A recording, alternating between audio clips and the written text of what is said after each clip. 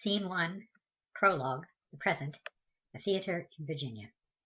Enter Anne Hathaway, alone.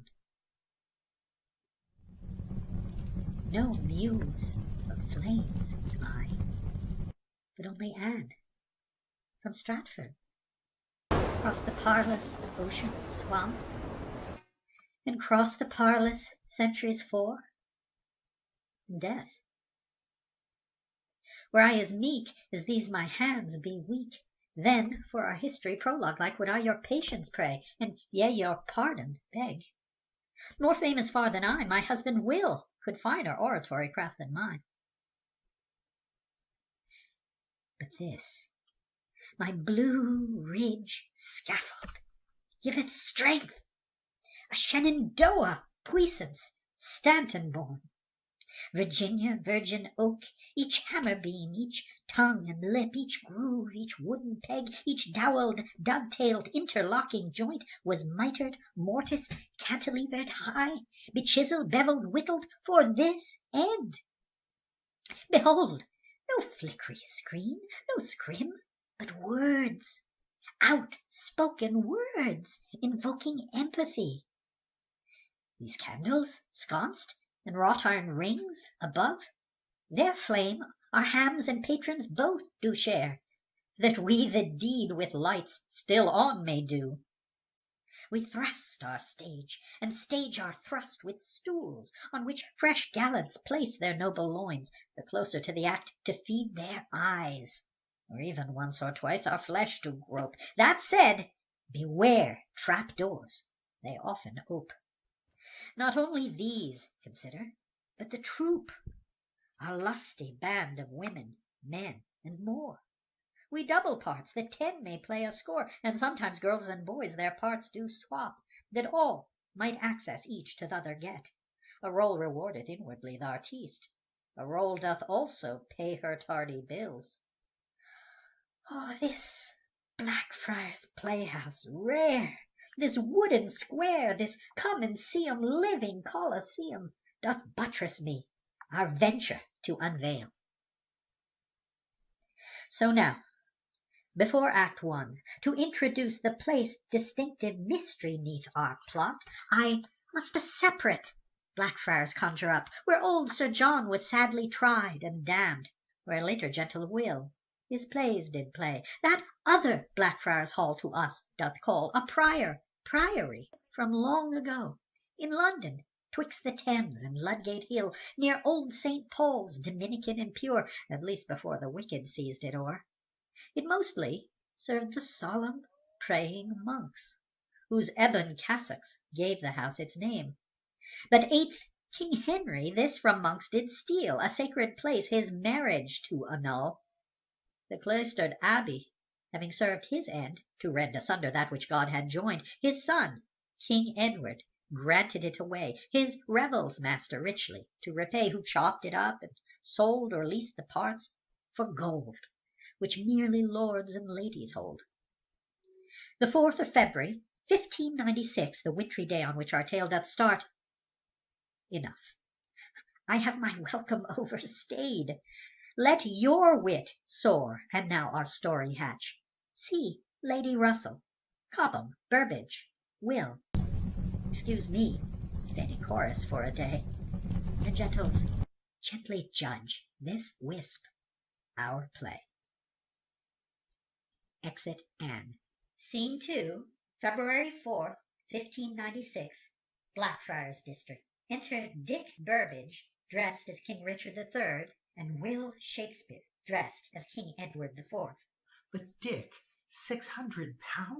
A fig. It's too dear. 'Tis done, and cannot now unravelled be. To renovate will cost 400 more. £1,000 then. Still, 'tis cheap as piss. What's cheap as piss is like as rank as piss. 'Twill men of rank piss off the waste to smell from thy too petty spree. Nay, there's the sore. for what £1,000 could rent instead. £1,000 could not Ned Allen's dad persuade our current Shoreditch lease to extend, which lease next April curtly will expire. 'Twill hold at most a third our current gate. Won't feed a bird. Smaller house, I grant thee will, 'twill hold, but we can charge 12 times as much per head. And thou hast charged a head 12 times too far, imagining that an audience will this pay. Inside, our shows can play the entire year, not just as now they do in summer months. Inside will groundlings foul the entire hall, not just as now they do the filthy pit. Its church-like grills a finer sort will draw. We need not finer sorts, but fatter space. Acoustics will inside permit to sing the susurration of a whispering sigh. Forsooth, I hear the sigh. £1,000. In candles light, twixt winches and the trap, like magic will sprites fly and disappear. And with those sprites will disappear the pounds. My father's pounds, recall, 'twere not thine own. But Dick. But Dick, enough but Dick. I ne'er a sweeter, sleeker space have seen, nor else a fertler setting than hereby. For what a piece of work these friars be! Burbage indicates the entire neighborhood. Content. A crazed mix of old and new. Within the city walls, but unconfined. These towers, mansions, tenements, garden shops. No sumner, sheriff, bailiff, clerk of court. No tax collector, constable, or judge. No mayor's fist or arm of alderman. The ladies' hats, the gallants' boots, the books. No whipping posts or stocks or cockfight pits. No baited bears or houses of resort. The globe's dishevelled wares themselves do strut. From England, Italy, France, the Netherlands. Her Netherlands no straw but here would strut. Behold thou there, a metal trilling bird. But soft, what blight through yonder window breaks? Enter Lady Russell and Baron Cobham above, upper stage. Look there, the players, Shakespeare, Burbage, both. They think we do not know their sordid plan another playhouse here to build within. I have a jest. Let us condemn their clothes, and seem the Burbage purchase not to know. If they do not pretend indifferent plan to have, I prithee cut this head from off my neck. How now, sirrahs, ye two that lurk beneath, do ye for us wear satin, velvet, silk? We do wear satin, velvet, silk, your grace.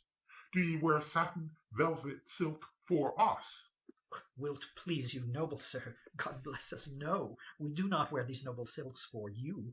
But we do wear these garments none the less. Tut, Dick, I prithee hold thy restive tongue, thou'lt get us hanged afore the day is done. For shame, sir, dost thou wish a bone to crack? A bone, sir? Me, sir? No, sir, though I'd not refuse a crack to bone if one a crack would bear. We cry your worship's mercy heartily. I'm Willem Shakespeare, Richard Burbage he, we lowly players are, who will our show today rehearse outside the city walls. These silks are costumes where we now, because the show beginneth sooner than we'll change. He Richard III doth play, I Edward IV. If kings may ask forgiveness, here do we. The law requireth commoners sheepskin, wool, and linen near to wear, unless in show. Of course, your grace, the law doth favour you. Nay, more, this lady's wimpled finery, her ample, starched, and lacy widow's hood, so like a cobra's upraised wondrous cowl, doth even these our royal guises shame. Our only plea on equity must rest, and Christian sweet forgiveness, which we pray, submitting, bowing, cringing, doffing crowns, deposing thus ourselves from thrones usurped. If ye a show anon today must hearse, what reason bringeth you here unto our friars? My father hath a property seen within. Psst, Dick, again resheathe thy rapier tongue. This utter truth must stay unuttered, for plays do not with every lord play well. Nay, a curiosity mere did bring us here. Dick Burbage, stand thou closer by. They say thy Richard III deformed is, so lamely that the dogs at him do bark. 'Tis true, my lord. But yet our humble art too poor and nimny-pimny is to fend. Thou art too modest about thine artful art. They say that thou and Edward Allen be the best dramatic mummers in our age. The best's for you, not me to say, but certes, my Richard beateth Ned's shrill Tamburlaine. Do show us then, do play, that we may judge. But, sir— Sir, I am. Sir Willem Brooke, the Baron 10th of Cobham, too, I'm called. I'm also Warden Lord of all the ports. the Lord Lieutenant of the County Kent, the Constable of London's Tower, and more. To boot, this lady, Lady Russell, is. And now do I, Lord Cobham, bid thee play. Burbage transforms himself into Richard III. Was ever woman in this humour wooed? Was ever woman in this humour won? 'Twill serve, perhaps. It boasts a crumb of art. How kind of you, my lord, our crumb to laud. Though rude and crude, 'twill masses much delight. But do ye Lady Russell's nephew mock? Sir Robert Cecil, Willem Cecil's son? For Robert too was sent before his time into this world not shaped for sportive tricks. We beg your grace's pardon, favour, leave, and please you cry mercy yet again. 'Tis, saving sir your reverence, but a play, by which we not at all do e'er intend except our livings earnestly to earn. Or else a lord dishonestly to spurn. As proof of faith, disrobe th' offending garb. Our crowns? Your all. Cobham draws his sword, then Burbage his. My blade alone I'll bear. Be friends, ye foolish fools, be friends. Nay, Dick, 'tis but a prop thou holdest there. 'Tis made of God wot what, but not of steel. Perhaps you should descend, if we might test which man whose steel the better, sharper is. Thou know'st 'tis but a prop, and so do I, but Cobham knoweth not, and there's an end. Well? Both Cobham and Burbage resheathe their swords. Oh, my! What wit! What fun! I thought we'd die. And Burbage, what a dick! Dear gentlewoman, sir, ye sure me had, but going coming whither know I not. Fear not, dear friends, we love the Thespis tribe, my favourite poets much as ye write plays, as Aeschylus, Sophocles, Euripides in Greece, and vengeful younger Seneca in Rome. I drink iambics piped to a tune, to sate the tragic muse Melpomene. In '92, myself, I wrote a masque the queen had saw performed at my son's. It had an Ithyphallic satyr wild, an Ephsine Ceres, goddess of the grain, a heated, godly, goatish, horned Pan, all bested by two shepherdesses brave, whom play did sweet my daughters Bess and Nan. Indeed, thy mask secured for Nan and Bess positions gentlewomen near the queen. Our meek Acropolis, humble though it be, no Helicon on which might live a muse, nor Delphic site, at which might Phoebus speak, 'twill still as Rus in urbe serve, as Martial wrote to Sparsus pointedly, a country life in city walls to us. So I, shepherdess of this towny farm, do you into our little Athens herd. While they to whom she speaketh nod and smile, to half of us her Latin talk is Greek. I tease her feminine florid pedantry, too sown in barren ground, above her sex. And yet the wench deserveth many praise. In Europe, doubtless, she's the best read she. The best read mine on earth I rather am, and so he would have chirped were I a man. The best read banshee, might I rather say, her shrieking, keening, warning, wailing death. For Clytemnestra Agamemnon slew, Cassandra prophesied the cruel design. Yet no one's ear Cassandra's words could parse. Her pearls, like mine, were cast before the swine. Her father tutor served to Edward VI, with whom she and her learned sisters four, and Edward's half-sis Elizabeth, now our queen, did daily contemplate the ancient texts. A towerful of Babel in herself, she knoweth ancient Hebrew, Latin, Greek. She speaketh fluent French, Italian, more tongues perhaps than even do exist. She hath studied all the classic liberal arts, as grammar, rhetoric, poetry, history, law. Oh, mon pauvre Cobham, didst thou then misspeak? La loi, a classic liberal art, is not. But ça ne fait rien, it mattereth not, for we explaining were that our salon, our clique, our coterie, our cirque privé, my atelier, is pied-à-terre, indeed, this whole arrondissement, or cul-de-sac, à bras ouverts, with open arms, and corps perdu, aye, risking life and limb, the tired and poor do welcome to our shore. Ere since St. Bart's massacre of '72, the émigrés, or refugees, from France, the Huguenots, and other Calvinists, here gather sans souci, without a care. We love la résistance in all her forms, no matter how outré, risqué, or affolé. For what is life without les objets d'art?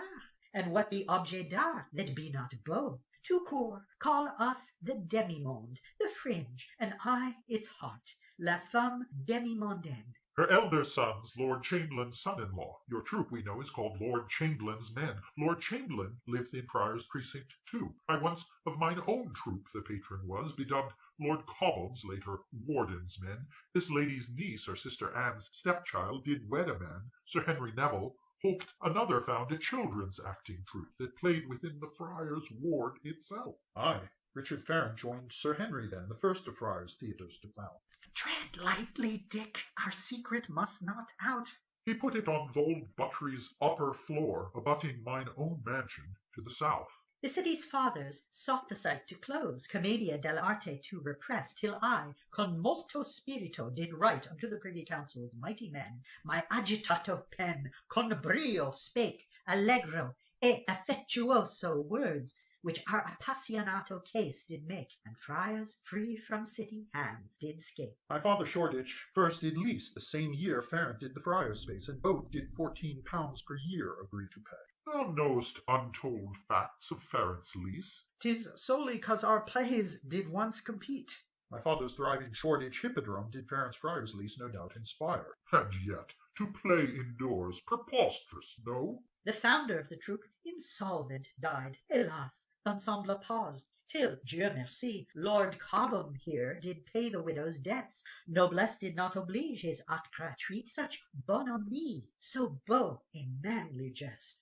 We tried the stage experiment to save, but by and by the landlord won a suit, for Farron, when he'd signed the lease, had said he'd only one partition toppled down, and solely for rehearsals used the space, preparing shows the Queen would elsewhere see. Yet then he painted windows raven black. His people overtook a right-of-way, and soon packed houses paid to watch rehearsed abundant plays the Queen did never view. His critics claimed he ran a bawdry house where Satan oft held wanton orgy rites. We none of us did deem the rumors true, but proof enough to evict did courts construe. Anew, I say, we love the Thespis tribe. Methinks they love not us, but liberties, self-governance mere, their dodge of city laws. They fended Farron, just to fend themselves. Once bastioned thus, they all the players expelled, and so they'll us, when they our plan spell out. Go to, what say ye mongst yourselves? Your Grace's pardon, also if it please, a precious secret would we here unveil. Nay, Dick, to air these news is noosishly to err. Then both, we hope in confidence will keep. The reason brought us here unto your friars. Hey ho, what Burbage meaneth, who can guess, unless he rouseth, gan, your wrath, in jest. My father hath a property bought within, This far-fetched fib we none of us should gulp. from which we hope, with your support and trust, a second Friars' Theatre will rise. As Caesar said, when he the Rubicon crossed, the war with Pompey thereby to ignite, now jacta alia est, the die is cast. Ay me. Cobham and Burbage draw swords.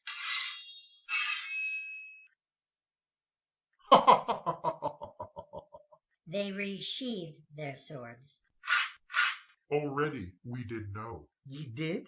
Who told? The ghosts of Walsingham, the master's spy. The walls of Shoreditch taverns e'en have ears. But in which building will thy playhouse sit? The building that they once the Frater called. Our nearby neighbours verily ye be, for north to south we seriatim stand. Ab ovo, I, in this my humble flat, with Richard Field his print shop on my east. Secundo, Cobham, once the porter's lodge, the guest house right above it also his. Then tertio, the buttery, where the boys did Farron's music hall erect and fill, and quarto ye, the frater, as ye said, the seed of Dionysus, planting fresh.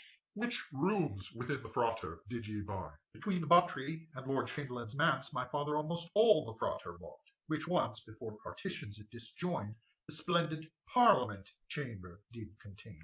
We planned the grim partitions to undo. The Parliament chamber. Grown-up actors. Well, Let's hope no players tried for treason there. Let's hope that God no lightning bolt doth aim to silence drum and horn, if they disturb a nearby service held at St. Anne's Church. Thy Burbagean courage doth us proud, as Hercules within a single day, by bending through Vaugean stables foul the streams of Alpheus and Peneus great, did wash away the dirty devilish dung 1,000 beasts or 30 years had dumped. May all the renovation that ye seek be carried out within a single week. How cozy, too, we happy neighbours four. Alack, we must to Shoreditch now return, our humble show in daylight to rehearse. We, too, must leave this stage and off to church. We do commend our duties to you both, Lord Cobham, Lady Russell fair, farewell. And Dowager Countess. Dowager Countess, yea. Exeunt Lady Anne Cobham. And Dowager Countess, Lady Cobra Moore. Yet both be privy counsel to the core. He claimed he once of mines the patron was, the bare 9th upon his chalky death. To Cobham did bequeath a minstrel troupe. This troupe he sold as fast as swallows fly. Our Cobham will not brook us quite, I fear, but judge us all a mob of low estate. If hoods be neighbours, goeth the neighbourhood. My Holinshed some helpful light doth shed on why the living can't escape the dead. Sir John, the 4th of Baron Cobham's maid, Oldcastle, he some centuries ago did stand condemned to die a lollard saint within the Parliament chamber thou now own'st. Enough for now. Let's back to Shoreditch run. The hour is late, our fateful call time won. Exeunt Will and Burbage. Scene 3, July 5th, 1596. Lady Russell's Blackfriars home. Enter Lady Russell alone, composing a letter and directly addressing the audience as if the letter's recipient. Dear nephew Robert, dutiful and wise, whom Queen her little pygmy fond doth call, twice widowed I, thine aunt, this letter send, a cri de coeur, my noisy heartfelt plea, from friars where I désolé remain, and yea, perhaps a trifle déranché, or loco poco, as the Spanish say, without amigo, any worthy friend, mine honour, property, and life to fend. A woman old as I, d'un certain âge, her body's failures cannot much avoid. The Queen doth meanwhile all my notes ignore. When the other day to court I came, to show my duty to her face, with spite they said, a lady wishing majesty to see, might do so with all others from afar. Persona I non grata have become, for what faux pas I verily don't know. This terra incognita friar's ward me incommunicado now hath left. What's more, I miss my sisters and my girls, as widowed Nivy, even turned to stone, for ever wept her arrow slaughtered breed. Enough tristesse. I louder must proclaim a turtlick threat to more than my mere self. The players their invasion do advance. En prise we are, exposed to instant kill by them and all the prentices they bring. I need not here rehearse the reasons prudes more delicate than I this plot would thwart. 'Tis not, for one, that players' carpentry a dusty hub of hubbub will produce, the clattery rattly carts of workmen now, the scratch and squeak of drum and pipe petard, when plays do later start their folderol. 'Tis not, for two, that plays inspire the pox-infected hosts, their homes to leave, to walk abroad, and with their pimply pustules pus to spread, in festering times of grande la peste, contagion sorely fouling up the air. 'Tis not, for three, that plays do profanate the Queen's established Christian exercise, by drawing crowds from Sunday homilies, and by depicting in an halo droll, aye, in flagrante much delecto points, devices loose, lascivious, and lewd. But for 'tis this, and only this, the reason I against the stage take arms. The players insurrection do inspire, by exploiting for unruly multitudes this venue safe from city elders' law. As seen in 92 and 93, les fainéants, the idle, vagrant men, the would-be prentices who masters lack, the kind that bait a bear with 20 dogs, or worse, who sleep directly on the grass, all inlander, or native to this place, against the Auslander, or foreign refugees, will windows break, bout harlots spoil to fight, throw oranges, apples, benches, nuts, and stones, or mount a sixth act catastrophe on stage, and, under color of observing art, with rocks and bricks and battle poles and clubs, withal with bad intent, will meet to breed sedition, mutiny, mischief, treason, blood. A wiser woman might attempt to stay au-dessous de la mêlée, above the fray. But duties to my queen require I block agent provocateur, destruction's aids, gutter snipes and ragamuffins all, a hurly-burly ribble-rabble horde, a rank and file low-caste cast of plebs, the rough-necked hoi-polloi, the riff-raff knaves, the cozeners, coney-catchers, rakes, and rogues, this crude mélange méchant of misfaisance. A lupus est, each homo homini, a man's a wolf to men, as Plautus wrote, and Virgil in the Aeneid well observed how often curta est seditio, in riots often rise the mighty crowds. Fie! Unversed playwrights even do ignore the unities of action, place, and time. In short, these players lack a credo's keel, save adoration of the itching palm, and shifty, subtle, cunning, scurrilous, low, their fealty will to highest bidder throw. Which bringeth me unto my main dispatch. Some news I gleaned today, at no small cost and detriment to my security. Will Shakespeare saw I exit Richard Field's, the printer's shop, beneath his arm a stack of texts, which he did try for me to hide. By prodding, probing, peeking, faint with sweat, I soon did learn the hidden title's name, a play, the famous Victories, Henry V, which seemeth to depict Prince Henry's change from wayward thief to soldier king. Methinks this Shakespeare planneth now the text to use as basis for une nouvelle oeuvre, a prelude to his three-part Henry VI and triad sequel for his Richard II, in which, thou must recall, the playwright smarmed young Henry's father, Bolingbroke, who stole the throne from feeble him who came before. My elder son, Lord Chamberlain's son-in-law, alerted thee in '95 thou shouldst precaution thee against that Shakespeare play, 'cause Henry's 4 and 5, the Lancaster, precursed Essex, not the current queen. If Shakespeare now will panegyrize blood ancestral, likening Essex Earl unto the folks-held people's hero Henry V, this player tumult in vox populi, provocative dissent, and stir will stoke. What's more, the playwright's patron for 2 books, an Essex crony is, Southampton Earl. We know that Shakespeare's V hath travestied by making Richard III a bunch-backed toad. Withal is Essex jealous thou didst get in time the post thy father once did hold as Secretaire d'Etat, chief diplomat. In short, this player Shakespeare's plays might well foment gross usurpation and revolt.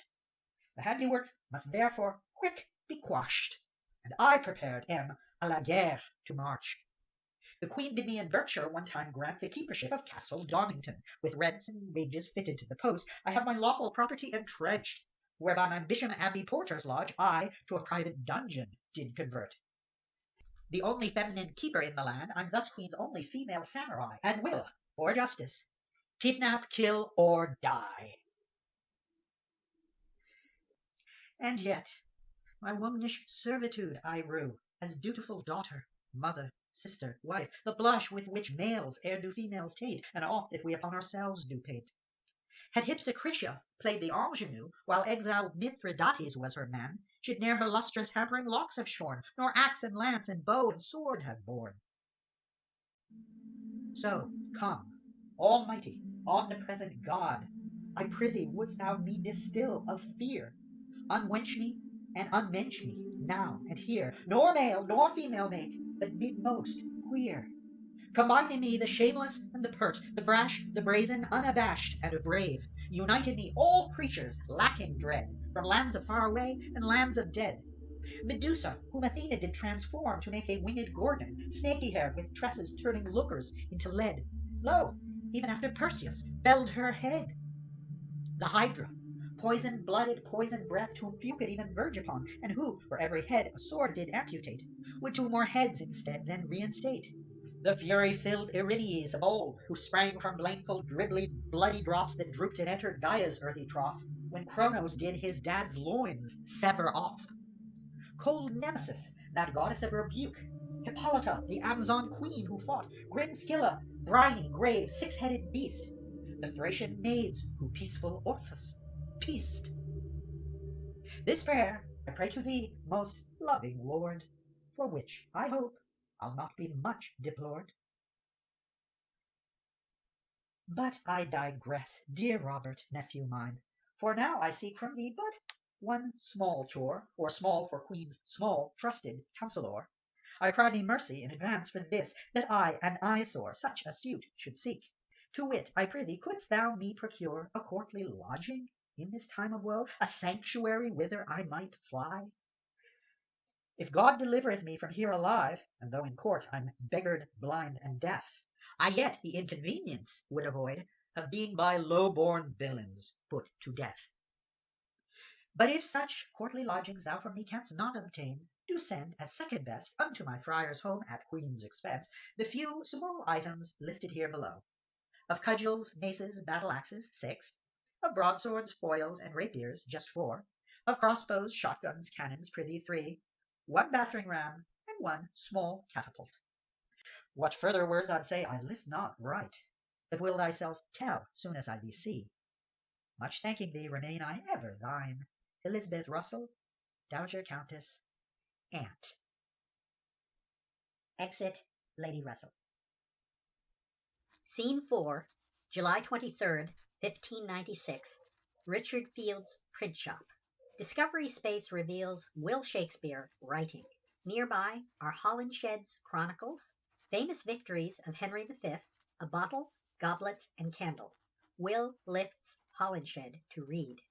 In Blackfriars Hall at London was Sir John Oldcastle, 4th Lord Cobham, fully heard, whereat the Archbishop Canterbury did at last him as an heretic denounce. The Duke of Bedford, regent of the realm, did him condemn. To St. Giles' Field Sir John was drawn, then hanged in chains and burned to death. Enter Will Kemp, breathless, holding a parchment. Will sets down Holinshed, but continues writing. Good even, Kemp. My news these neither be. Nor good nor even? Nay, then hear thou mine, which surely good to even surly thee will seem. No bill of goods to dupe thy face uneven, whom my news ought much delight. My news will pitch thy joy upon the rocks. My news will pitch the rocks upon thy woe. The Privy Council yesterday a letter sent, of which I hear a copy true do hold, to Justices of Surrey and Middlesex. A Middlesex is not unhappy news, it iridescent opportunities. I would thou wouldst awhile thy wit retire. Nay, even if its sex doth middling rate, far more than sex alone doth constitute the poor bare-forked animals we are, and so with meddle not. Fie, Will, I'm a person, not a play. I prithee, list my matter, less thine art. Will sets aside his pen. Begone, unkempt discourtesy for my Kemp. Cry mercy, it's hard to stop when I do write, so sit thee down and pour thyself some sack, and welcome to this midnight writer's mill that I've of Richard Field his print shop made. The plague, it seemeth, fresh hath city struck. The plague's indeed a pest, a pox upon't. This letter doth us players all restrain from using plays in places usual. Will inspects the letter. In places usual.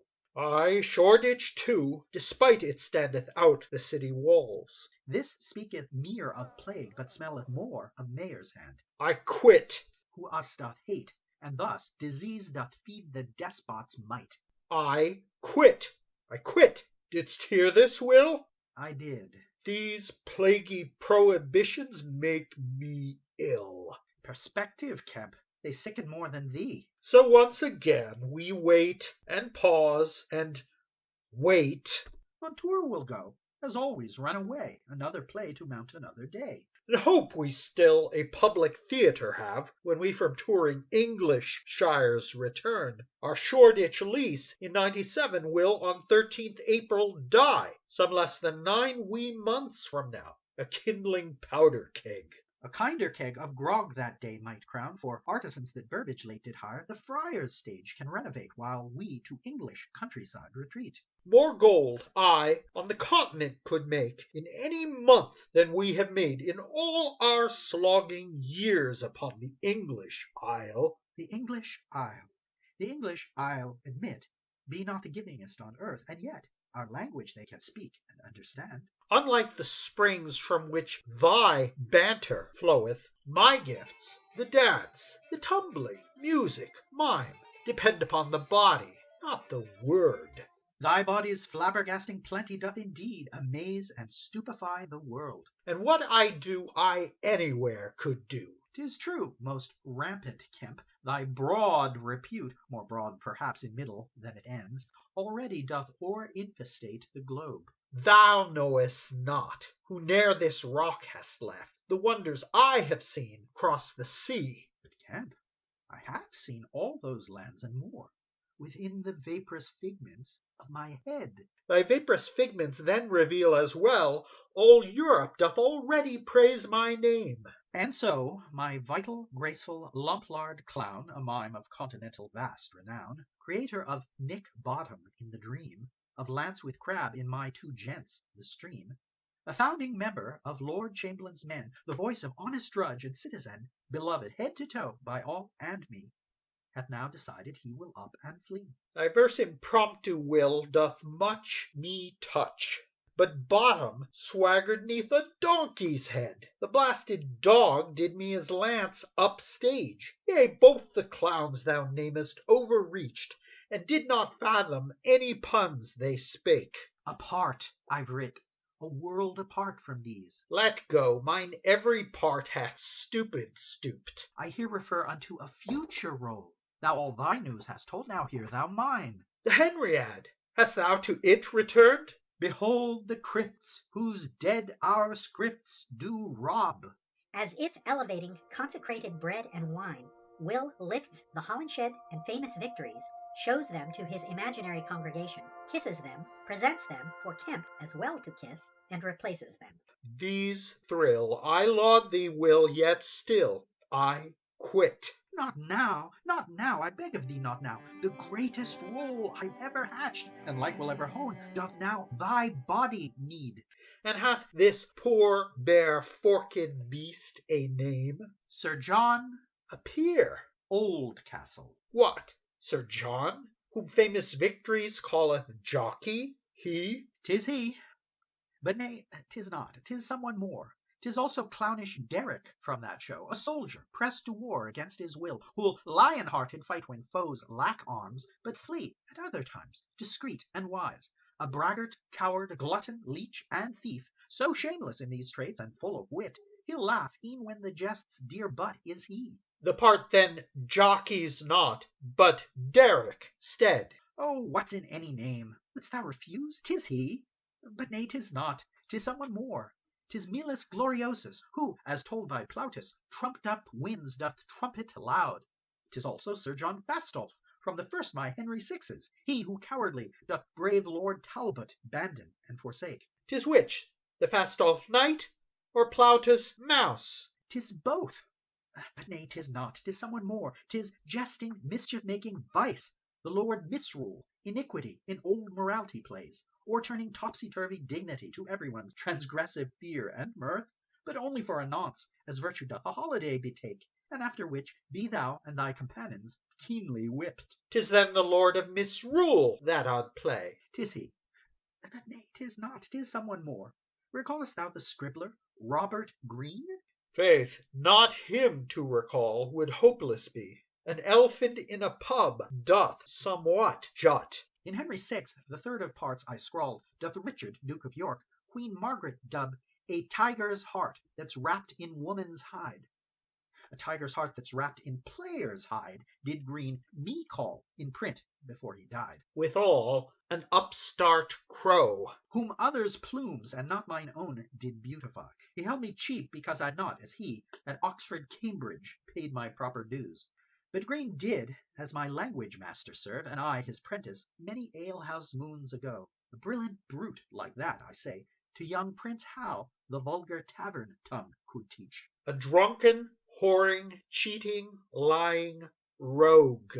To fault this fool for dreaming is to sin, for neither reason, season, rhyme, nor time doth cause our soar, or sink, or thrive, or die. And die he did, a lonely, sickly death. Will raises his goblet. So may he nothing lack and merry be. A toast to lurid Robert Greene. To Green, They drink. And Green's the part that thou hast writ for me. 'tis he. But nay, 'tis not, 'tis someone more. 'Tis verily my father, gifted drunk. What more's thy dad? No words. The play must tell. Thy dad, then, him in Henriade I'd play? 'Tis he. But nay, 'tis not. 'Tis someone more. 'Tis I. 'Tis thou. 'Tis I. These scars and all. Thou knowest of my Henry Wriothesley, Earl Southampton, who my dedications took for Venus and Adonis and Lucrece. When first we met, he recent orphaned was, hence Garden, Willem Cecil, craving wealth, would have Southampton Cecil's grandchild wed. The family, knowing Henry fond of plays, me sonnets favouring wedlock paid to write. The next he to our rowdy theatre came, my social disadvantage to the Earl predictably him aphrodisiacked, himself as model for Adonis served, whom I, his elder Venus, would seduce. 2 years ago Southampton came of age, he'd paid a fine Lord Cecil's brat to dump, but now he mingleth with the Essex Earl, and Elizabeth Vernon, Essex cousin she. As I this raft of plays do mindful craft, a former favourite, I can't help but think, myself, Sir John, and so my Henry, how, who must at length this older knave reject. And so, my part, thou needest I play thee. 'Tis I. But nay, 'tis not. 'Tis somewhat more. 'Tis love of life itself, and liberty, the counterfeit that counterfeiting mocks. Survival, dodging, heroism, sword, the actor staging lazzi, bits and jests to hide the horrid greatest jest of all.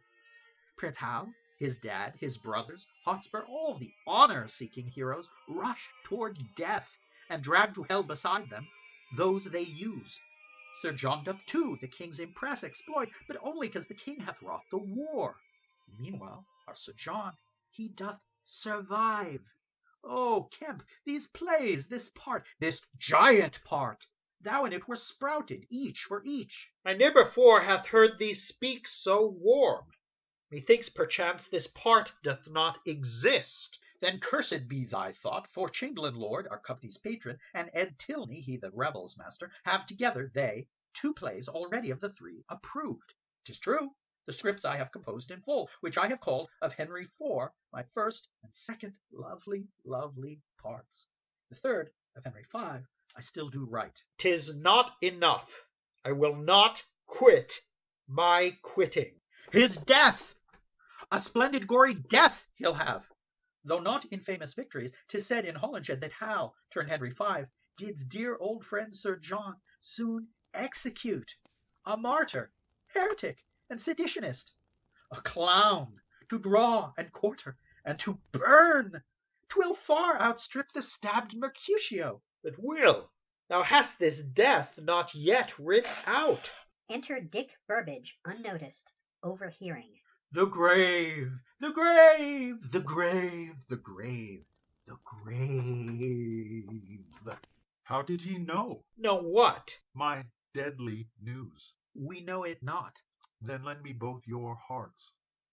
Today, a day like others otherwise, July the 23rd in 96, did Henry Carey, first Lord Hunsdon, having 11 years as Lord Archamberlain served, in that capacity patron, for the troop renowned as hearty these, Lord Chamberlain's men, and overseer all the plays performed in London, whether by adults or lads, a resident of Blackfriars neighbourhood, akin to Queen Elizabeth, and my friend, died at Somerset House, survived by George, the Carey son and heir, now second Hunsdon Lord. Lord Chamberlain's dead. May long Lord Hunsdon live. And we, Lord Chamberlain's men, are now no more, but George Lord Hunsdon's men. For what 'tis worth, recall Lord Chamberlain never gave us gold. Protection he provided worth much more from Lord the Mayor and the Aldermen, and all our plays he made approve the rebels, master, who them could have quashed.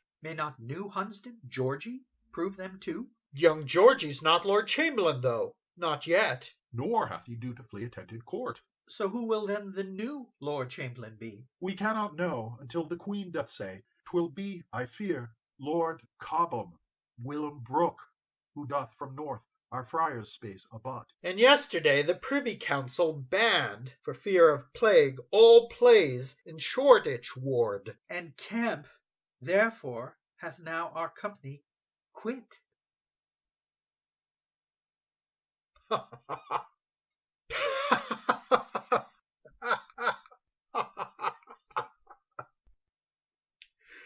To be the worst, Lord Hunsdon's wretched men, the lowest, most dejected things of fate, stand still in espérance, live not in fear.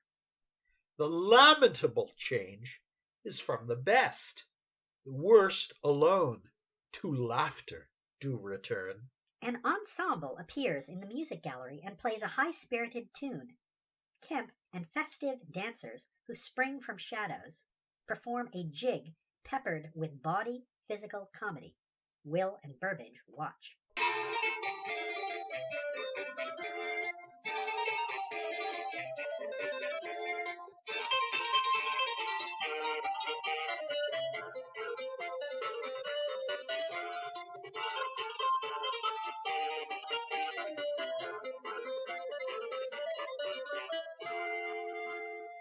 Ensemble and dancers vanish. A strange, but most melodic vision, this. Thy jig being up, dear Kemp, I pray, explain. Wilt thou remain among our brothers' band? Wilt thou, my worst to laughter speech purloin? Will always doth. I will. On tour we forge, in England, crying, God for good St. George! Discovery's face closes, within which exunt omnes. Scene 5, August 1st, 1596, Blackfriars District. Enter Baron Cobham with petition. He mimes, and an actor-generated sound apes, a heavy knocker and door.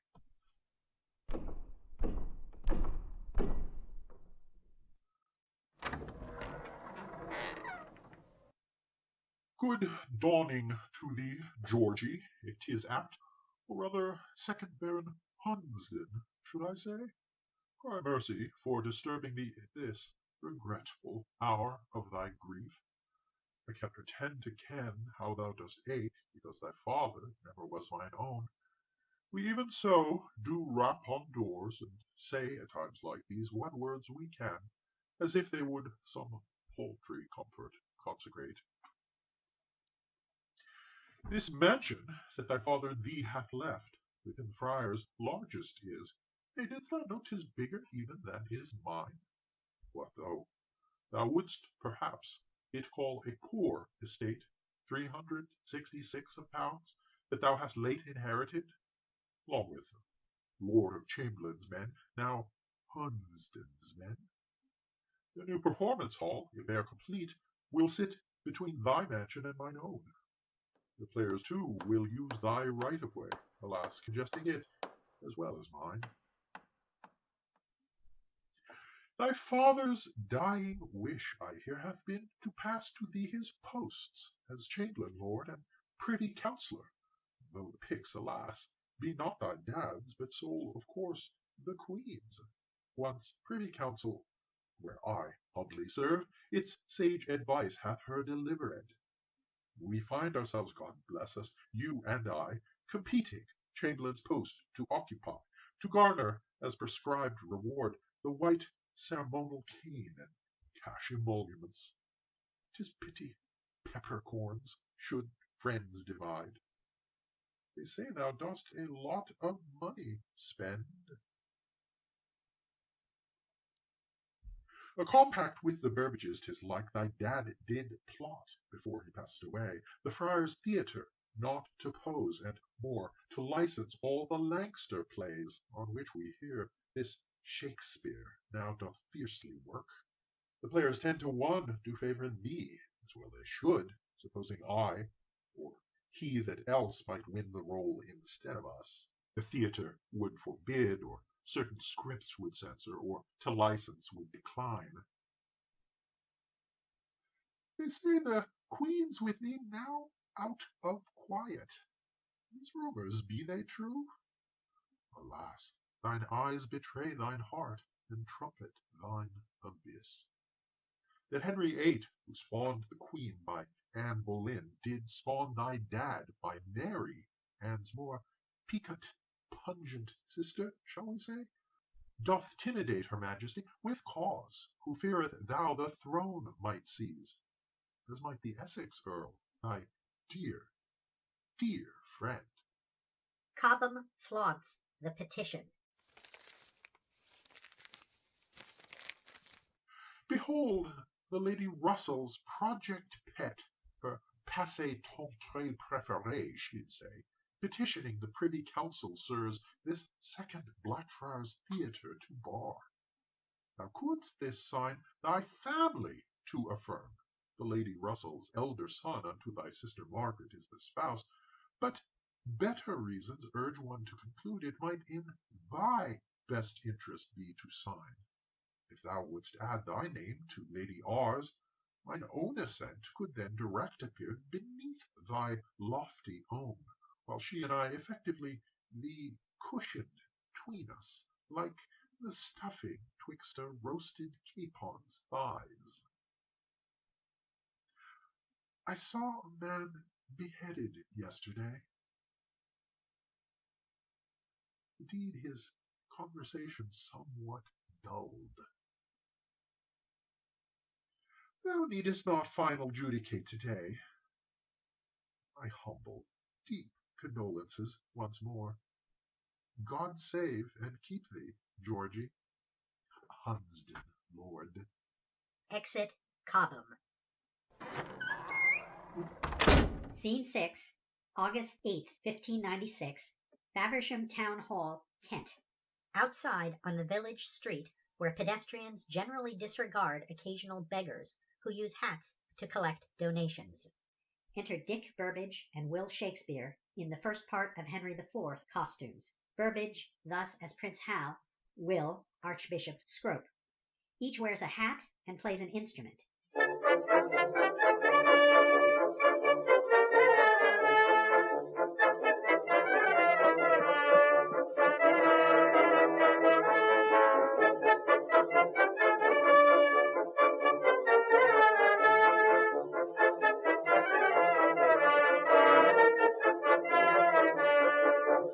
Their fanfare done, each stops, removes his hat, turns it upside down, and extends it to audience gallants or invisible passers-by.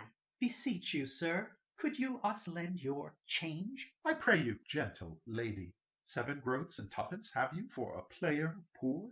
Your graces, might ye kindly spare on us some 7 groats and 2pence worth of bread? We players, also known as homeless poor, your mercies here do cry, for we do not your bounty thieve, but stead your grace implore, relying on a stranger's coiny gift, and giving our performance in return. which trade we know is not, but 'tis the best flawed mirror we do have of honest work. Will now says to Burbage rather than to passers-by, Our Kemp spake true, this tortuous tortoise tour no crop doth yield, and worse doth writing quash.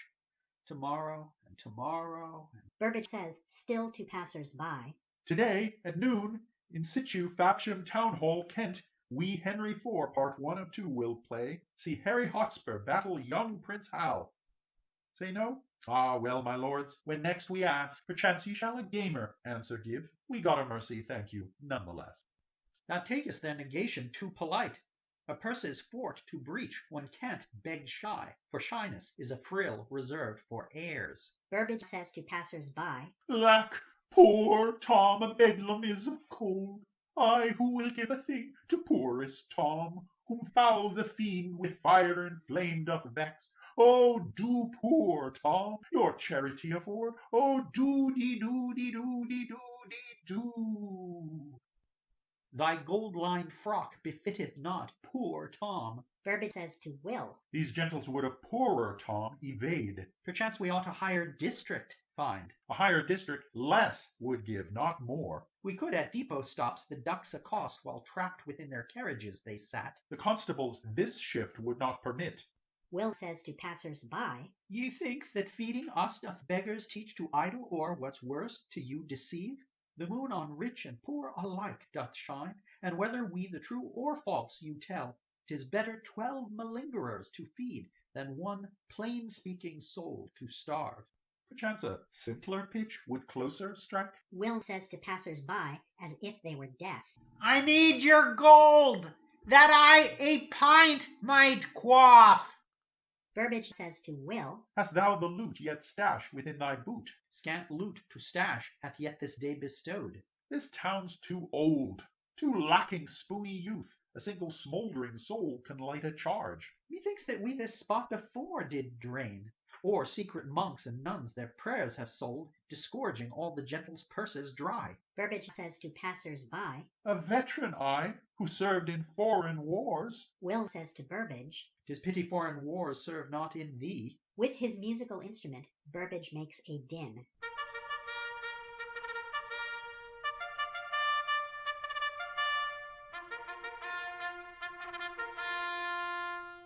Burbage says to passers-by. Until ye do your horn of plenty share, this horn's most noxious noise I'll never cease. Nay, better far we silent beggars be. Burbage and Will mug pathetic looks to spectators. Enter Will Kemp, unnoticed, as Sir John Oldcastle or Falstaff in the first part of Henry IV. Kemp watches Will and Burbage compete before he ambushes them. Is this the face that launched 1,000 shillings? And burnt the topless towers of ill repute? What news from court? Hath Majesty yet picked? She hath, 'tis he. Lord Cobham? Cobham, he. Now new Lord Chamberlain. Bless us and be hanged. What's more, the first Lord Hunsdon's funeral shall, on August 12th, 4 days from now, befall. We must attend our reverence to show. We must abstain our show to reverence. But Cobham in our absence will conspire. Our drama in thine absence would be dire. For even if the friars we preserve, which still we might if Georgie's on our side, 'twill profit not if thy new works go off at 1:30, not ripened first out here. The works will work, and ripened in my brain. Some 12 days since they fruiting were. Then let them hear our coffers fructify. Enough with Henry IV's. Of Henry V I chop to write, and of the martyrdom, the best beheading could be had that fat Sir John endured at Hal's behest. And canst thou not this write while we play here? To no avail if I don't write it right. To write a teetering mass doth ballast take, that country feather-weighted bumpkin seeds cannot in faith to me on tour provide. Oh, hang it, Will! They may not spare us gold, and yet their golden, clapping, stomping cheers do spare ourselves at least from dark despair. Enter John Shakespeare, without Will's yet noticing. This Cobham doth our livelihoods accost, and we this petty pace from day to day do march as if our time would never end. Our candles brief do flame, then flicker out, our plays mere shadows, ephemeral 'gainst the wall. John says to Kemp. Beseech you, where is William Shakespeare, poet? Kemp says to John. The question that, a piece of him is there. Will says to Burbage. We fret and strut our hours upon the stage. Kemp says to John. Who asketh? Will says to John, whom he now notices. Wherefore art thou here? Burbage says to Will of John. Who's he? John says to Kemp of Will. How did he know? Kemp says to John. Know what? John says to Kemp. My toxic news. Will says to Burbage. My father. Burbage says to Will. Come from Stratford all this way? Kemp says to John. You portray in Will's new history play. 'Tis thou, but nay, 'tis not. 'Tis someone more. John says to Will. I'm so, Will. Oh, what? 'Tis Hamnet, Nay, his son. Alack, thy boy. He's very. Exit Will, rushing. Exit John, following. Will? Exeunt Kemp and Burbage, chasing Will. Scene 7, August 8th, 1596, Richard Field's print shop. Discovery Space reveals Lady Russell with petition. Bonjour, kind Richard Field, and grand merci for letting bashful moi, a freakish bird, or rara avis, in the very flesh, or propria persona, if thou wilt, thy sanctum, yea, sanctorum, now survey. Though neighbours close we've here in Friars lived, I've ne'er before, except à l'extérieur, thy printing shop for books close scrutinized. Such reams, fresh, unbound, imported sheets, très cher, I'm sure, mon cher, the likes of which I've not outside of Venice e'er beheld. How puzzlingly compositors the type must swift arrange, but backwards, like the feet Hephaestus, god of smiths, and fire bore. Thy printer's copies, each of tomes that since the start of time thou published hast, recall papyrus scrolls in Alexandria. Is this Colossus large as that in Rhodes, thy famous frenzied prescient wood frame press? And there, on lines bestrung to Olympian heights, doth dripping printed copy hang to dry? Hélas, I would prefer un peu more space, and could withal without the horrid smell of cleaning lye, the gum of juniper, the linseed oil, and boiling varnish troughs, which make me fear this place will soon explode. A metaphor, perhaps, for our sad state. N'importe, it mattereth not. I prithee, may I stand me here, away from thee a mite, thereby t'ensure gemütlichkeit or ease? I've come to-day upon a busy chore, pertaining to a Stratford friend of thine, id est to Willem Shakespeare, dramaturge. Ye both did grammar glean at King's New School, your fathers both did leather goods prepare. Your paths diverge, however, as the sea, when God by staff of Moses it did part. Apprenticed off to London, thou thy métier didst find, withal a handsome, wealthy Huguenot wife. I ventured here to praise, not chasten thee, my kudos thus to give, not tuts to taunt. For look, voila, these tomes that thou hast sent around the globe, in Latin, Spanish, French, Italian, Hebrew, English, Welsh, and Greek. Behold thy Ovid, Cicero, Plutarch's Lives, see, Luther, Calvin, Bibles, lay can read, Giordano Bruno's anti-papist tracts. And yet, as ocean waves do constant surge in ways we can and cannot whole predict, and Proteus in Homer fluxed his form, eluding any Menelaus grasp, so, Richard, thou thy shape doth frequent shift, a potpourri pastiche of texts risque, at times commingling with thy better brew, the whole thus melding not quite comme il faut. Which bringeth me encore to thine old chum. Lady pulls quartos of Venus and Adonis and the Rape of Lucrece from the shelves, and reads from each. The two capricci or divertissements that Willem Shakespeare hath bedubbed his Venus and Adonis and Lucrece do cause us much to quail and quake. Recallest thou how, clasping Daunus tight, the goddess him doth teach la baise to make? Fondling, she saith, since I have hemmed thee here within the circuit of this ivory pale, I'll be a park, and thou shalt be my deer. Feed where thou wilt, on mountain or in dale, graze on my lips, and if those hills be dry, stray lower, where the pleasant fountains lie. Oh, let this 4th edition be thy last. No park shall ever seem a park again. The man's Lucretian rape as low doth stray. her breasts like ivory globes circled with blue. Such globular details me roundly hush, wherefore I recommend, but with a blush, thy whole Lucrece, rapacious drool, do cool. Reluctantly, Lady reshelves both books. I recognize the profit these have brought, have been en grand éclat, a brilliant stroke. But gold fraternal doom doth not repay. I often fear that thou in Erebus, that darkish place 'tween Hades and the earth, dost lurk, from which thy soul we now must save. Although I grant Chacun doth have son goût, 'tis still in faith un peu de trop pour moi, when imps do impish sin and mischief make, blaspheming sky and earth in every line, by wanton foolery, mouse and cat, a kiss, a bust, or quivering heaving nether parts.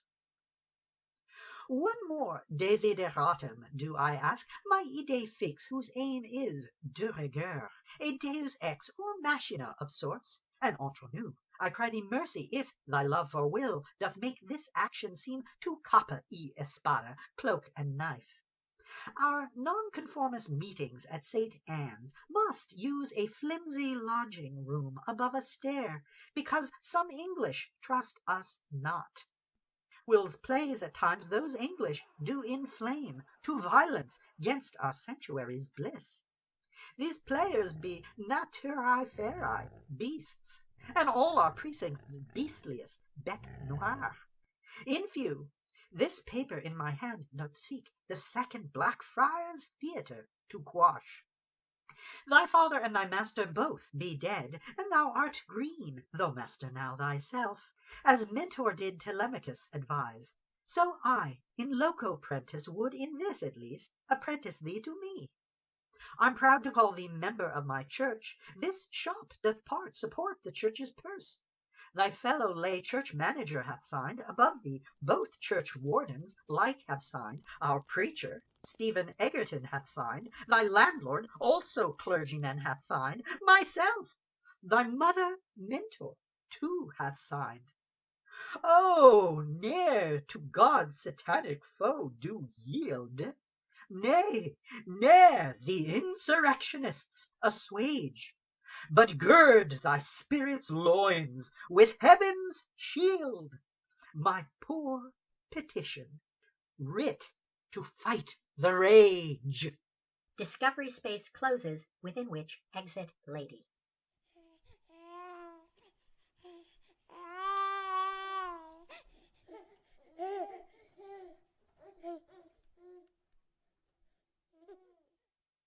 Scene 8, August 11th, 1596. Holy Trinity Churchyard, Stratford upon Avon. A procession. Enter Richard Byfield, holding a book, followed by Anne Hathaway, Mary Arden, John Shakespeare, and Will Shakespeare, who bear a small casket sufficient to hold an 11-year-old's corpse. Behind them walk Susanna and Judith. They open the trap door. Anne, Mary, John, and Will place the casket on the ground beside the trap. Byfield reads, Forasmuch as it hath pleased Almighty God, of's mercy great, to take unto himself of our dear Hamlet straight the parted soul, we therefore hand his body to the ground. What, his? Nay, thy! Sirrah, I know not his. What hushed disquiet doth disturb the bringing home of bell and burial?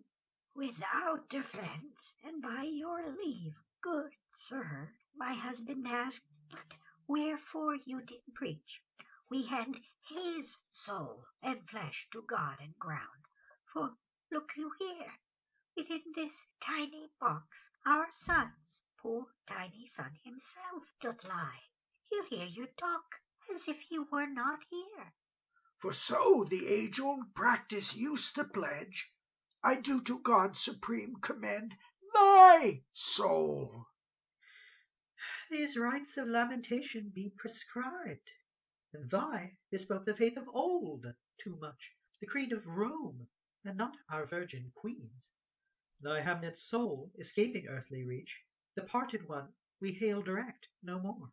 For superstitious speeches to a ghost do generate idolatry, and worse. But, sir, Be careful, father, slippery slope. 'Tis meet. 'Tis meet. Proceed you with your text. To earth the earth, to ashes ashes, dust to dust, in sure and certain faithful hope of resurrection to eternal life. Exit Byfield. what ceremony else?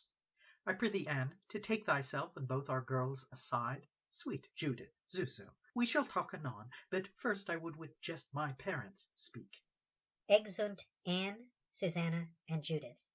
Ay me, alack for woe, and well a day. Dear Will, what nourishment doth London give? How starveling like thou look'st, how stock-fish thin! As canker eateth bark doth sadness me.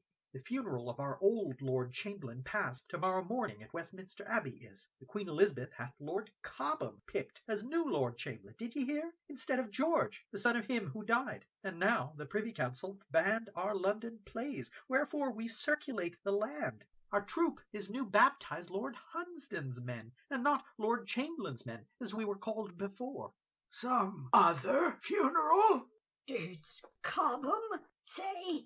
What though? My patron Earl Southampton hath a gift of gold bestowed on me, which I would lief expend on thee, my loving dad. Enough! On what wouldst thou expend this gold? 2 decades since thou didst a coat of arms pursue, that thee from yeoman might promote, uplifting to a gentleman, by strength of worthy posts that thou in Stratford heldst, as justice, bailiff, alderman, mayor, more. By strength of 2, I know my laurels lost. thy laurels yet unscathed remain. Thy wife descended from a proper lordly root, the Ardens, Park Hall, Castle Bromwich, kin. Mine application roundly spurned was. Regretful circumstances dashed thy claim, alas, for reasons that we need not sketch. But wherefore I thine application would renew, for th' armature I now do know. So add to thine my stardom and a fee, and granted will the application be. How pretty must the fee then be? Fear not. Behold, a silver falcon, wings upraised, as shaking for a flight. The falcon's claw a golden spear doth tilt, the silvery tip a pen with which to write. The bird upon a wreath of gold and black doth perch. Beneath the wreath doth loom a helmet brave, which topp'th a golden shield traversed by ribbon black. And on that ribbon black we see again another golden ink-tipped, shaking spear. The undercaption, not without a right, in ancient French for all with ears to hear. The hero doth protest too much, methinks. The Shakespeare family shield thus bought, we would in time with mother's Arden arms impale or quarter it, so authorizing thee pure silk to wear, a ceremonial sword to bear, and lo, thy sometime dreams and hopes to dare once more. This purchase I intend together with a grander Stratford home. Thy new place thus will rise, for all the burg to see, and stand a tiptoe when they near. And if to covet honor be a sin, let's be the most offending souls alive. So my condition needeth gentling, eh? I did not say. Thou saidst more than too much. The application thou proposest would o'erstep the modesty of nature, for 'tis fake and overdone. A player art thou now, I know, who earneth bread through lies. The truth doth nurse a player's every word. Thou canst not now restore my lost repute, if that repute in faith I never had, or if I did it have, the town'th forgot. Whate'er in London will thy gold can buy, for me shall not, with horn and drum, convince them I am other than I seem. Then I will still apply, but just for me. Ah, foul thy sleight of hand doth out at last. Thou wouldst mine offices exploit to better thee, or, if not mine, thy mother's Arden past. Though grey our hairs and long thy manly limbs, thou wouldst we carried thee as if a babe. And Hamnet, dost thou any cherish him? The laddie weepeth, new laid in his grave, and thou to-day dost prate of coats of arms? I do not mind that thou above thy rank didst marry, or that mother's lands thou risked to gather loans, that on those loans thou didst default, as even Uncle Edmund thee did sue, that lenders did thy life demand, that thou to scape them stopped attending church, that aldermen did thee from their board expel.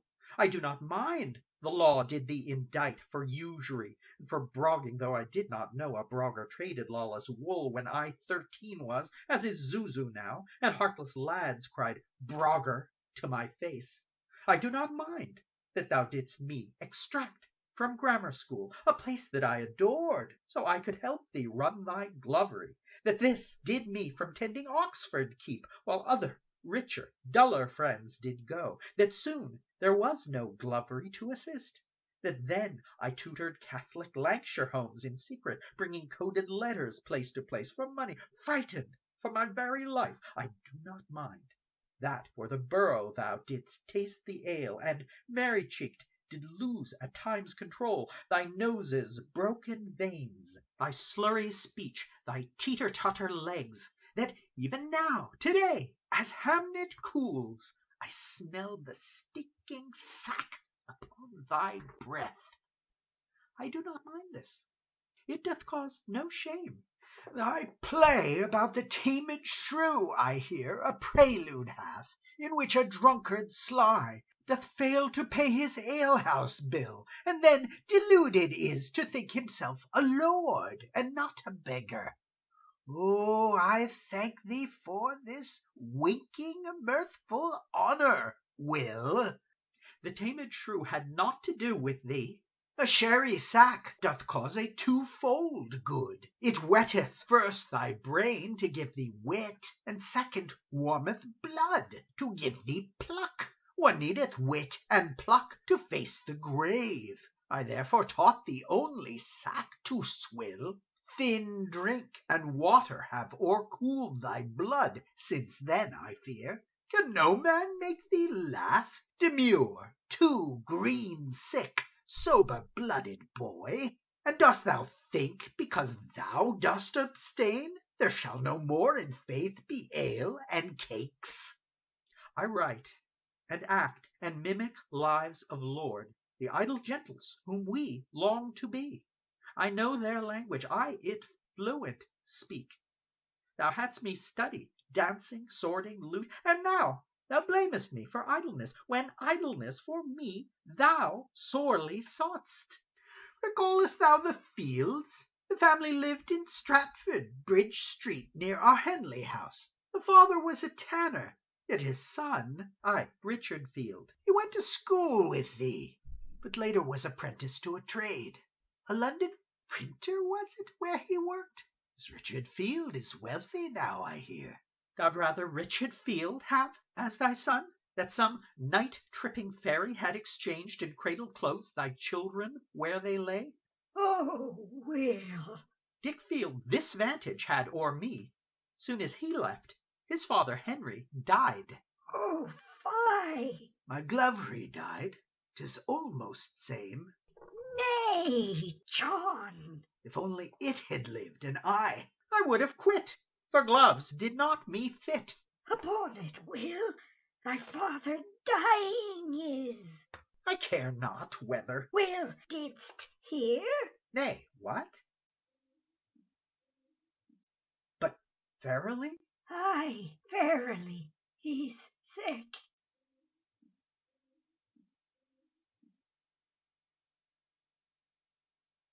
Thy Hamnet perished in a state of grace. His seldom venal sins he did forsake. with goodly true anointment due to God. He houseled was, and shriven to a priest ordained by the Holy Roman Church, and sheltered from the sheriff's prying eyes. Because the Lord forgiveth Hamnet's guilt, he shan't to hell's eternal blazon go. Well, take his father's thanks, thy son's as well. And yet, for those forgiven venal sins, the temporal penance still is due. His spirit for a certain term is doomed, for that he had not earthly time enough the acts of satisfaction here to do. He'll not to purgatory for e'er, thank God, but purgatory is temporary hell. The boy in sulphurous and tormenting flames will fast, until his crimes be burnt away. The lightest thought of this his prison house doth harrow up my soul, and freeze my blood. Mine eyes like stars do start from crystalline spheres, and every single hair doth stand on end like quills upon some ilk of spiny beast. A porpentine. John hands to Will a parchment. No matter. Read for me. Thy Catholic final testament and will? Oh, Father, this thou shouldst at once destroy. It jeopardizeth all who near it stand. Oh, mean'st thou in this world or the next? For not to have this then would vex me more. Will reads the parchment aloud. By this do I, John Shakespeare, truly pledge, that I was born to die, and not to know the hour, place, or manner. God could take me when I least did contemplate thereof, I, even when I plunged were within the carnal, dirty puddle of my sins. I therefore swear now that I Catholic am, and if the devil me should some time cause to do, to say, or think that I am not, or should I not receive the proper rites befitting Catholic souls afore the last, I wish those rites in spirit quick performed, and herebefore revoke my future sin. And I beseech my dearest friends and kin, because by reason of my sins I could a lengthy while in purgatory stay, that they will promise me to lend a hand with holy prayers and sacrifice of mass. What sayest thou, my son, unto my suit? If caught, thy dearest friends and kin would to a wooden cart be tied, and drawn by horse unto a field, where up in smoke they'd burn as heretics, or else be traitors called, and dangled from a rope till nearly dead, and disembowelled, and bethieved of head, and chopped into 4 murderous bleeding parts.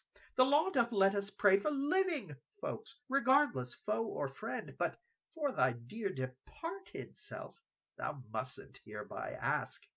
So take this back, and set it soon afire, and let it burn, instead of those thou lovest. I showed thee this, not that thou wouldst for me hold mass when I am gone. 'Tis for thy son, my grandson, Hamnet, that I ask of thee, my son, his dad, the prosperous London Star, to ope thy purse and pay £1 or 2 for candles, masses, de profundis prayers, for alms to spread in memory of the lad, with hope that these small sacramental acts might ease his parlous trek through purgatory. I do no more in purgatory believe. To thee, O Will, from out the depths he crieth. When Mary Stuart back unto this isle from France did come, her advent weakening Queen Elizabeth's hold, and cheering Catholics on, thou didst, as Alderman, plunder any cross the Protestant aristocracy required. But under cover did I hire with all the secret Catholic teachers at thy school. Thy mother and myself did not destroy, but squirreled away our rosary, crucifix, our chalice, saintly medals, banned books. 'Twas mother did these many things, not thou, for I did hear thee argue every night. Oh, peace, Be friends, ye two Shakespearean fools, a thing for both your quarrelling. Protestant foes enough we have, for even thou, my boy, art Catholic, though thou strivest lapsed to seem. Each Christian monarch over time, the Catholic and the Protestant alike, hath massacred, as if it were for love. But look ye both, 'tis to our purpose naught. For didst thou, John, not hear Will say, the Queen Lord Cobham hath as new Lord Chamberlain picked? We know this man, I will, we know him through. Thy Cobham, Lord, he sometime Catholic was. In 66 Sir William Cecil placed this Cobham under house arrest, because he then supported French and Spanish plots. Thereafter Cobham cut-throat turncoat turned, and which of two contending sides his coat turned 'gainst, no sightful Solomon could say. For Catholics on the Protestant court he spied, for Protestants snitched he on our Catholic plots. In 83, when he had Catholics told, he hailed Throckmorton's plot to kill the Queen. Lord Cobham let his brother, tucked in France, the Stuart co-conspirators expose. Dost thou forget Sir Edward Arden, him whose arms thou wouldst invoke that application to renew? Sir Edward second cousin was to me. Our grandsires did the selfsame father have. His father's father elder brother was unto my father's father. Dost recall? Sir Edward Arden sheltered at Park Hall a Catholic priest, disguised as nurseryman.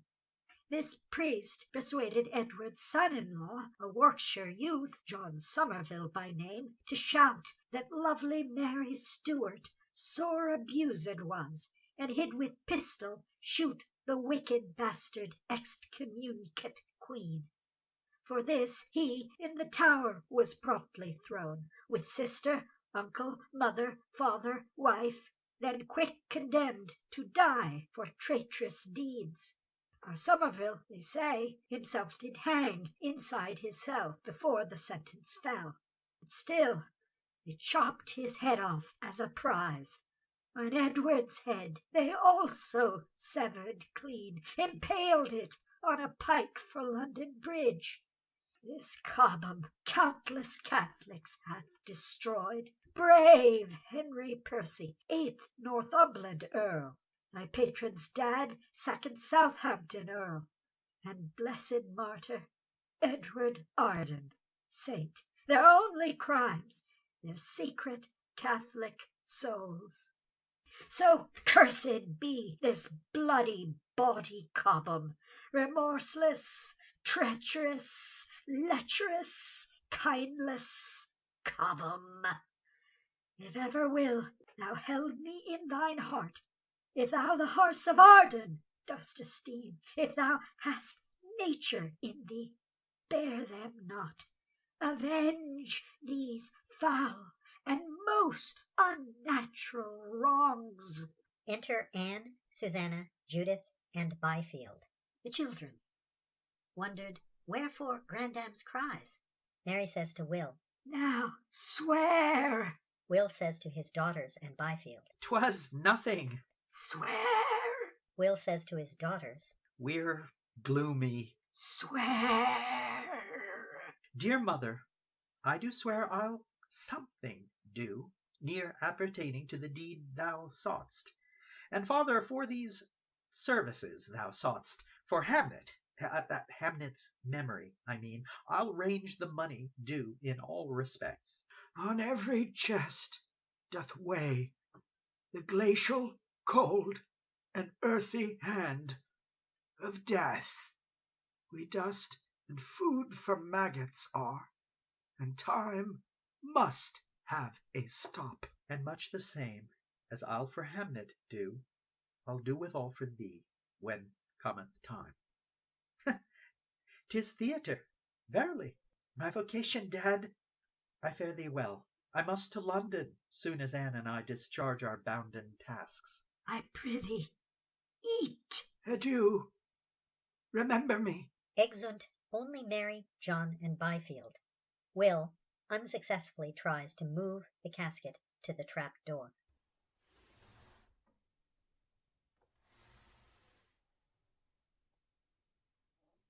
What play art thou now writing? Is it good?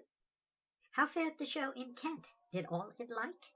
I agonizing feared that even this poor melancholic bait would not be real into our floundering boat.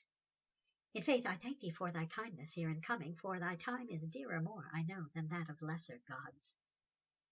Thou turn'st away. Alack! What cheer? How dost thou then, my heart? Ah, pooh! My tender Will, look cross and pout. Some other lover hath thy fonder looks. How fareth he, thy youthful patron Earl?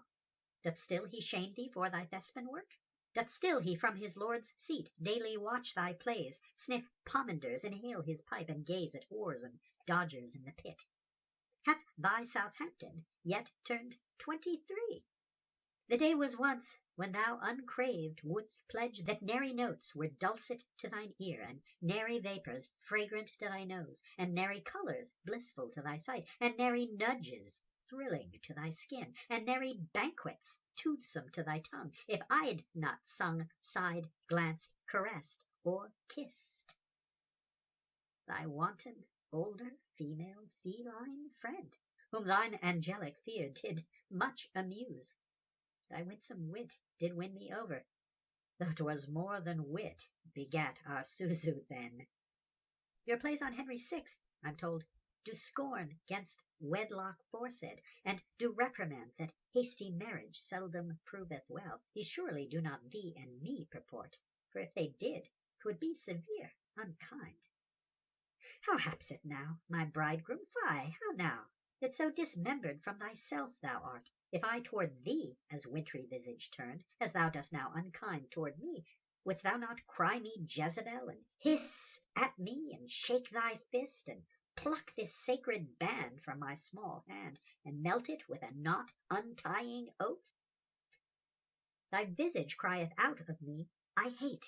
I prithee, from I hate, throw hate away, and add not thee to it, for hath away. Remember, one at least was writ for me. God save thee, sweet. Art thou at least all right? I know the elephant that's wrong. For that at least, I prithee, credit me. My womb did bear the boy and Judith both. Away, yet still thou turn'st. But good now, wilt not speak? How fareth gentle Will? And wouldst thou chess with Zuzu play? Or Judith, wouldst thou teach iambic verse to pen? For she hath read with anxious eyes thine every published word. Perchance the family on some spree should go? Wouldst thou an Avon picnic sad enjoy? Or on a lark? Wilt give up writing plays, and journey hereward home to us for good? 'Tis droll. How now? Will slaps Anne. How couldst thou let him die? I cry thee mercy. Tush, thou blamest me? If so, 'tis 'cause he passed within thy care. Anne slaps Will. They fight unarmed, Anne dominating.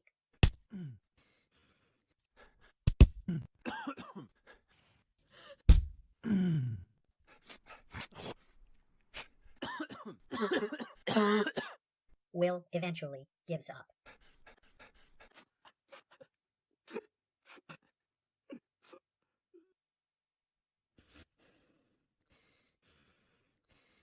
Perchance thou hast mistook the pregnant crux.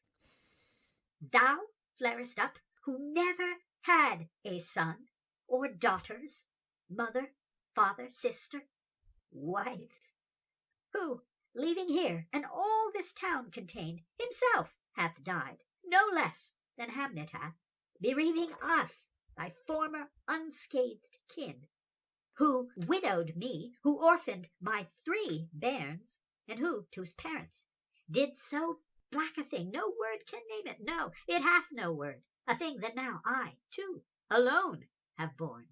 Think not that thou hast such a loss as I, who never let his widow to him come in cheery London, lest she him distract, of whose far-flung success all wondered why this woman that he'd wed did never boast, who e'er forgot that Hamlet's birthday was his sister Judith's self-same birthday too, whose lavish words into his plays he sploshed, instead of into children's waiting ears, who, even when the plague did London hit, lacked courtesy enough to write, I live, the greatest storyteller of the age, who still did make this woman spare his wit the trouble of inventing merry fibs to hide the hopeless monsters of despair, when hell on earth to lowly Stratford came, and Susan, Judith, Hamnet asked of me, to where be gentles dashing with their goods?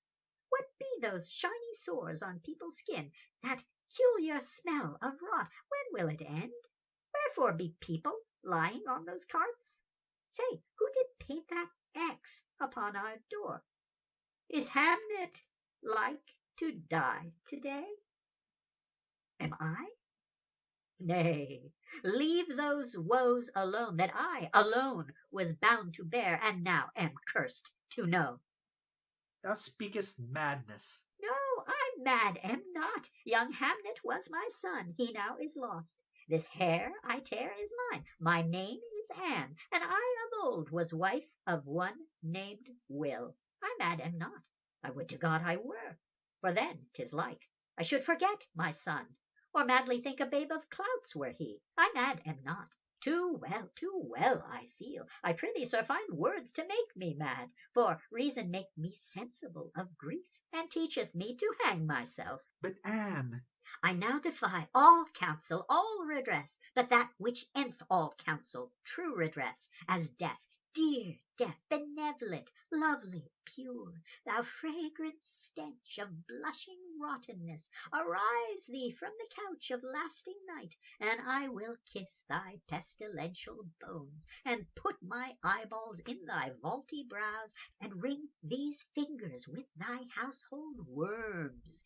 and stop the gap of breath with fulsome dust, and be a Charon monster like thyself. Come, grin on me, and I shall pat thy cheek, and buss thee as thy wife, since Will no more my husband is. Oh, misery's love, do come. thou art as fond of grief as of a child. Thou hast no child. Didst thou this pinprick miss? But I have reason to be fond of grief, for grief fills up my absent Hamlet's room, lies in his bed, walks up and down with me, puts on his pretty looks, repeats his words, remembers me of all his gracious parts, stuffs out the vacant clothes with Hamlet's form. Our Hamnet would beseech thee be content. Anne addresses the grave and casket. But thou wert sweet, and at thy birth, dear boy, did nature bless thee as the half-blown rose. In heaven shalt thou see the lad again. No, never, never, never, never more. For now will canker sorrow eat my bud, and chase the native beauty from his cheek, and so he'll rust, and rising so again. When he shall meet me in the cosmic court, I shall not know my pretty Hamnet more. Anne seats herself on the ground. Wherefore? My grief, my darling grief's so great that no supporter but the huge firm earth can hold it up. Here I and sorrows sit. Behold my throne. Bid kings come bow to it. Be calm. Enter Mary and John, alarmed by Anne's cries. I'll not. If I have breath to cry, oh, that my tongue were in the thunder's mouth! Then with a passion would I shake the world, and rouse from sleep that fell anatomy which cannot hear a woman's feeble voice.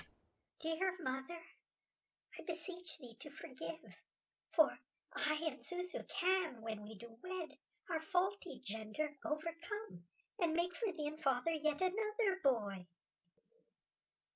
Perchance the children ought to come with us.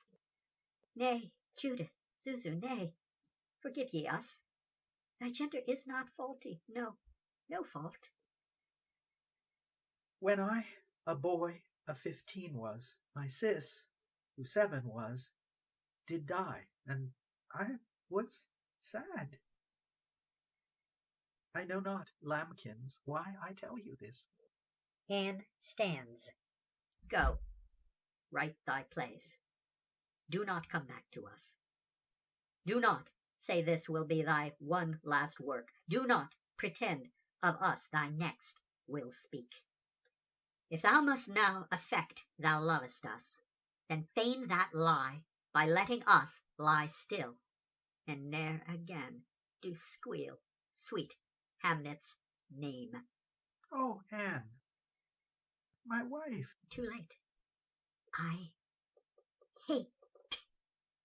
I hate. Exit Will. I look for words that hopeless am I so. Weep not. I ever see him. Lack I too. See whom? Our Will? Nay, Hamnet. Hamnet, he. Anne starts to lift the casket. Susanna, Judith, Mary, and John assist her in lowering it.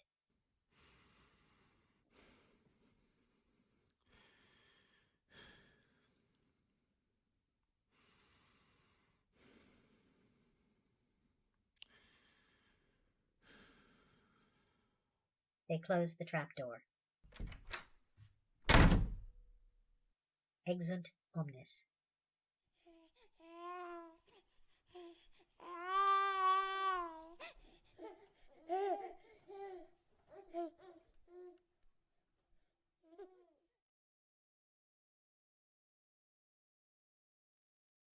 Scene 9, September 1596. Richard Field's print shop. Discovery Space reveals Will Shakespeare, who addresses the audience. Here, cloistered, I to you, posterity, speak. Oh, what a sticky muddle Cobham hath wrought!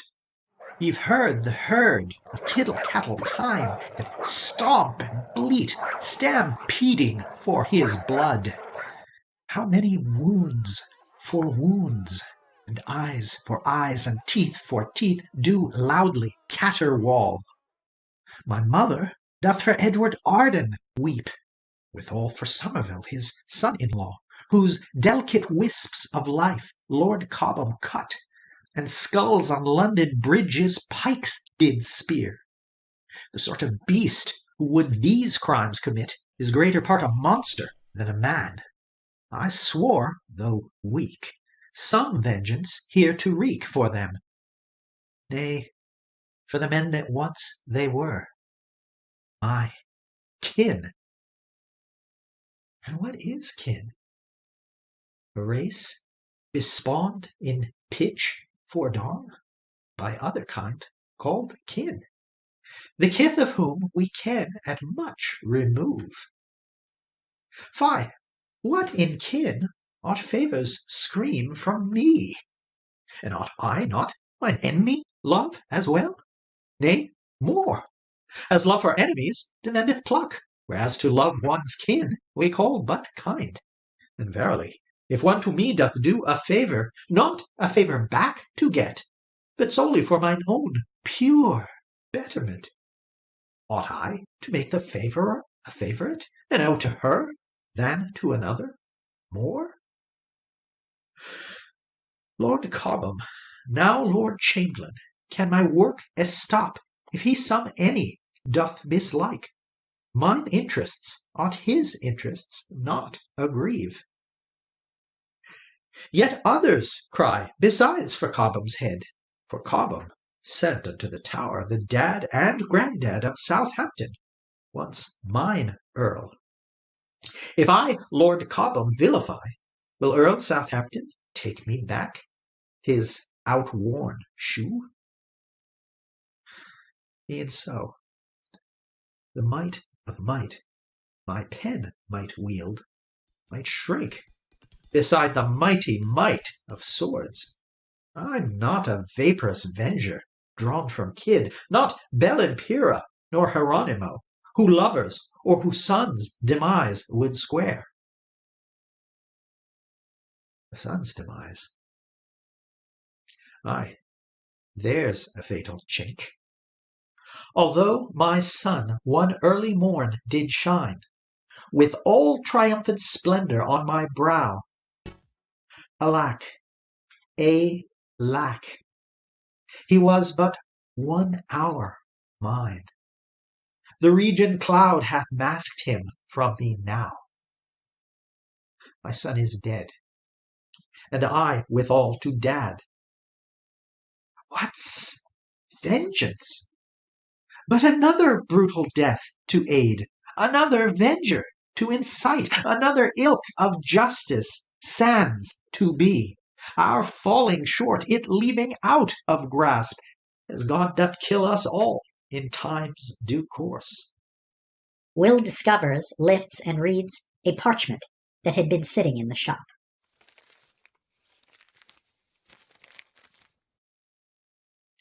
What's this? Petition of the inhabitants of Blackfriars? But to whom? To the honourable lords and others of Her Majesty's most right and honourable Privy Council. Tush and much. Whereas one Burbage lately hath acquired some rooms that near adjoin the dwelling homes of honourable lords of Cobham and of Hunsdon. Ay, which rooms said Burbage meaneth to convert unto a common playhouse. Near the church, a very great annoyance, mischief, lewd.